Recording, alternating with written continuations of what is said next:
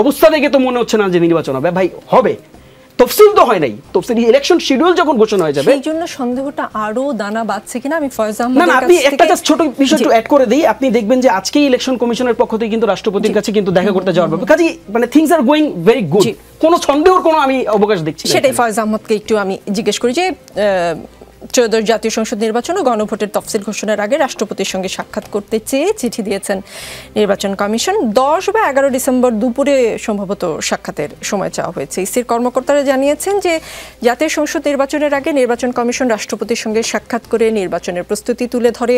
এটি একটি রেওয়াজ। রাষ্ট্রপতির সঙ্গে সাক্ষাতের পর তফসিল ঘোষণা করা হয়। 10 ডিসেম্বর রাষ্ট্রপতির সঙ্গে সাক্ষাৎ হলে পরদিন জাতীয় নির্বাচনের তফসিল ঘোষণা হতে পারে বলে তারা একটি ধারণা দিয়েছে। তফসিল ঘোষণা নিয়ে অন্তর্বর্তী সরকারের কাছ থেকে কি গ্রিন সিগন্যাল পেয়েছে ইলেকশন কমিশন? ফাইন, এটা খুব ইন্টারেস্টিং প্রশ্ন। প্রথম কথা হচ্ছে তফসিল কবে ঘোষণা হবে না হবে এই বিষয়ে সরকার ইলেকশন কমিশনকে কোনোভাবে ডাইরেক্ট করতে পারে না। দ্বিতীয় কথা হচ্ছে সরকারের কাছ থেকে যদি কোনো বার্তা পাওয়ার বিষয় থেকে থাকে ইলেকশন কমিশনের, সেক্ষেত্রে আপনি যদি খেয়াল করেন গত বছরের ডিসেম্বরের 16 তারিখ জাতির উদ্দেশ্যে যে ভাষণ দিয়েছিলেন প্রধান উপদেষ্টা, সেখানে পরিষ্কার উনি বলেছেন ডিসেম্বর থেকে জুন পর্যন্ত এই সময়ের মধ্যে নির্বাচন অনুষ্ঠিত হবে। সেই সময়ের মধ্যে হচ্ছে ডিসেম্বরকে, তার মানে তার নির্বাচনের প্রস্তুতির সম্পন্ন করতে হবে এই ধরে নিয়েই নির্বাচন কমিশনকে এগোতে হয়। পরবর্তীতে আমরা একটা কনসাইজ জায়গায় চলে আসলাম, ফেব্রুয়ারি ফার্স্ট হাফেই ইলেকশনটা হচ্ছে। সেক্ষেত্রে আজকে আপনি যেটা দেখলেন যে মহামান্য রাষ্ট্রপতির সঙ্গে সাক্ষাতের বিষয়ে মাননীয় প্রধান নির্বাচন কমিশনার সময় চেয়েছেন, এটা খুবই একদম ট্রেডিশনাল আমাদের ইলেকশনের পদ্ধতি। আপনি যদি বিশ্লেষণ করেন সবসময় তাই হয়ে থাকে।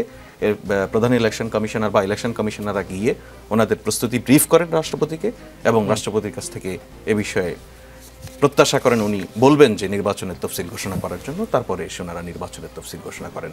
সুতরাং আমরা যদি ইলেকশনের ট্রেন বলার স্বার্থে, train still on the track, আমরা কোনো জায়গায় কোনো ব্যত্যয় দেখছি না। আমি ব্যত্যয় বা সন্দেহ সংশয় এটা নিয়ে আমিও কথা বলতাম আপনার মতো করে, যদি আমি ন্যূনতম এতটুকু টের পেতাম যে ফেব্রুয়ারির প্রথমার্ধে যদি ইলেকশন করতে হয় তার জন্য যে সমস্ত প্রস্তুতি দরকার হয়, আইন সংশোধনের বিষয় থাকলে সেগুলি, সীমানা নির্ধারণের বিষয় সেগুলি, নির্বাচনের রোডম্যাপ ঘোষণা করার ঘাটতি থাকলে সেগুলি, ইভেন এবার দেখুন আপনি প্রবাসী ভোটার যুক্ত হয়েছে, সেখানে প্রায় 2 লাখের মতো ভোটার এখন অলরেডি রেজিস্টার্ড, তারা ভোট দিবেন, সেই প্রস্তুতিও সম্পন্ন হয়েছে। তাহলে কোন বিবেচনায় আমরা এখানে কোনো অনিশ্চয়তা খুঁজে পাবো?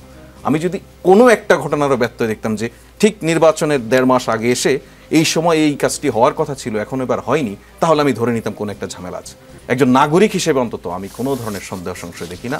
সরকারের এন্ড থেকে যদি বলি, আমি তো দেখিই না।